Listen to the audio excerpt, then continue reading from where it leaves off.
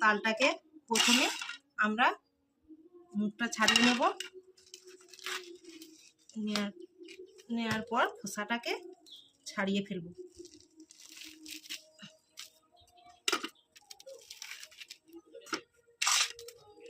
প্রথমে তালটাকে ধুয়ে রেখেছিলাম ভালো করে জল থেকে, তারপরে এই তালের খোসাগুলো ছাড়িয়ে নিতে হবে।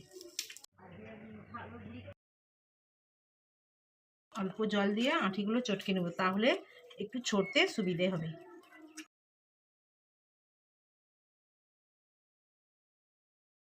ডিশ নিয়ে নিয়েছি, এবার চুপিটা আগে থেকে ধুয়ে রেখেছিলাম, চুপিটাতে ছড়িয়ে নেব।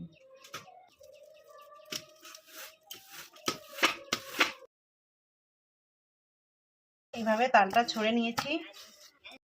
দেখুন বন্ধুরা, ছোড়া হয়ে গেছে। তালের কাঁধ কতটা বেরিয়েছে দেখে নিন।